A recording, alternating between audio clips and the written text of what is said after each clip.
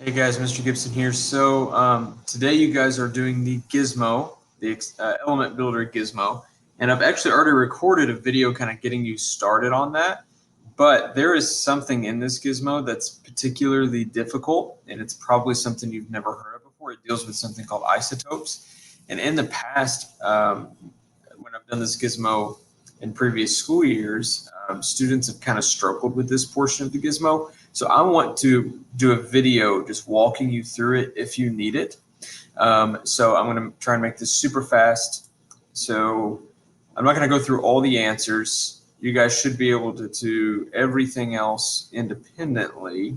But this question right here on part A, number 3, tells you what an isotope is. It's an alternative form of an element. Basically, the identity of an element is determined by its protons. Okay, if you have carbon, it's got 6 protons. If you've got nitrogen, it's got 7 protons. If you change those protons, the whole identity of the element changes. It's like it's what determines its name. It's what makes it what it is.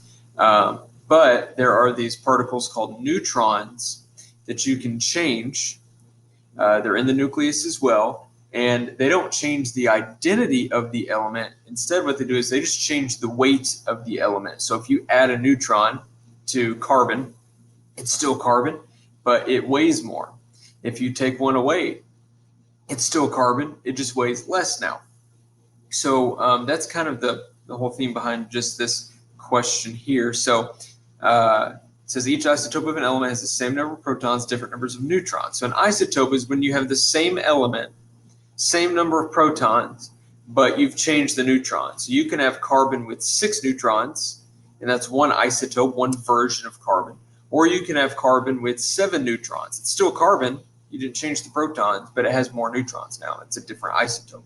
So the way we represent an isotope is with the atomic symbol, so the symbol that's on the periodic table, and then its mass number, or the total number of protons plus neutrons. Okay, so for example, helium-4 right here, if you look at the screen, okay, that is an isotope of the element helium. It's got 2 protons and 2 neutrons.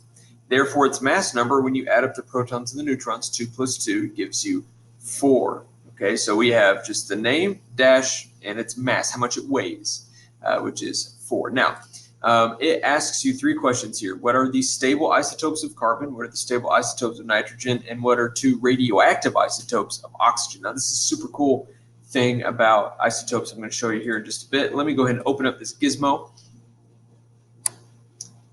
Log in here. Okay, here we go. So, first thing we want to do to answer this question is it's asking about carbon, so let's go ahead and make carbon.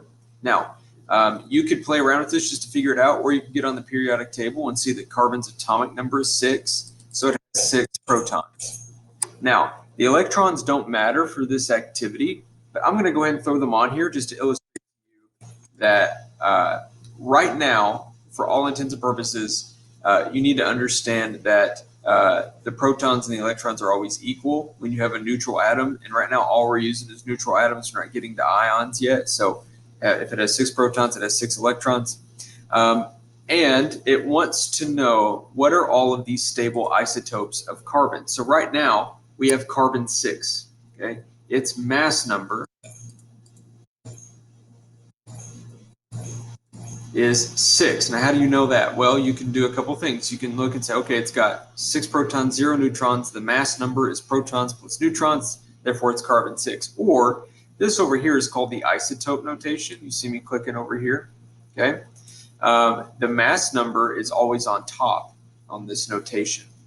And the atomic number, the number of protons, is always on the bottom. Okay, so that's one way you can also know the mass number. Now, this says this isotope does not exist. This isotope is not valid. There's no chance you would ever find this version or this isotope of carbon with a mass number of 6. So obviously that is not a stable isotope. Okay, let's add a neutron and see if carbon-7 is a stable isotope. Nope, still not valid. What about carbon-8? Okay, so now it's changed. This is valid, but now it says it's radioactive. You've probably heard that word before. Radioactive just means that the atom is unstable. Okay, if it has the wrong number of protons versus neutrons, if it has too many protons or too few neutrons or too many neutrons, if that ratio is off, then the atom will kind of want to fall apart. And we have a whole unit about that at the very end of this class. But we call when the atom is unstable, it's radioactive. So it asks, what are the stable isotopes? This is radioactive, it's unstable. So carbon-8 is not stable. Let's add another neutron and see if it's stable. Nope, carbon-9, still radioactive. 10, still radioactive. Carbon-11, still radioactive. All right, now something changed here. Carbon-12, where we have 6 protons, 6 neutrons added up to give us a mass number of 12, says that it is stable. Okay, so we found one. We found a stable isotope of carbon. Now, if you remember up here how to write the isotope name, you do the element symbol, which for carbon is C, dash, and then its mass number. Its mass number is right here. Okay, 12. So C dash 12. All right, now is that the only stable isotope of carbon? Let's find out. Let's see if carbon 13, let's add another neutron to give it 7. Carbon 13, sure enough, is stable. So let's go back here. C-13. That's another stable. All right, let's see if carbon 14 is stable. Nope. Now we're gone back, and it's got too many neutrons now. The atom is now unstable or radioactive. Carbon 14 is a radioactive isotope. So it only has 2 stable isotopes, carbon 12 and carbon 13. Okay, so now you're going to do that with nitrogen. Okay, now to make nitrogen, how do we do that? We just add a proton because nitrogen's atomic number is 7. Boom. Let's take away a few neutrons and see what happens. So right now we've got nitrogen 11 is its isotope, and it is radioactive. It's unstable. So that's not one. Nitrogen 12 is unstable. Nitrogen 13 is radioactive. Nitrogen 14, though, it says is stable. So we're going to go over here and ask what the stable ones are. So we're going to do nitrogen 14. Nitrogen, the mass number 14. Okay, let's see if nitrogen 15 is stable. Yep, nitrogen 15 is stable. It's not radioactive. It's not going to melt your face off. And nitrogen 16 is radioactive again. So only 2 there. Only nitrogen 14 and 15 are stable. Now this one is a little different. It says list 2 radioactive isotopes of oxygen. So it doesn't want stable ones now. It wants you to make it radioactive. So let's go in here and let's clear this out and make oxygen. Now oxygen, if you look at the periodic table, I have one on my wall up here. It has an atomic number of 8. Let's add 8 protons and 8 electrons just to be consistent. Make sure it's neutral. Again, it doesn't affect this particular question, but I want you to make sure to see that these are always equal. And let's see if we can make some radioactive isotopes of oxygen. So not valid, not valid. Those don't even exist if it says not valid. Okay, we got one.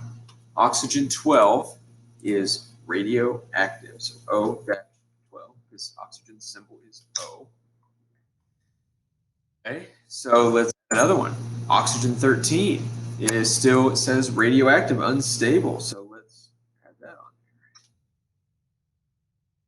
here. And let's add another neutron and see. Oxygen 14, still unstable. There's a lot of radioactive isotopes of oxygen. Oxygen 15. Goodness, been a lot of typing. Oxygen 15 is unstable or radioactive. Oxygen 16, however, is stable. Now, down here it says list 2. I would just listed 4. So guess what? You can use any 2 of those that you want to. And we can probably keep going. And yeah, on the other end, after we add neutrons, it gets radioactive again. But all you have to do is list 2. I listed 4. Just go above and beyond because I care about you guys so much. So I think that will help you guys quite a bit on number 3.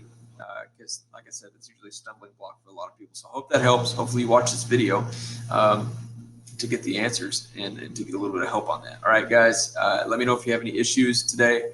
You can email me or call me. Thanks.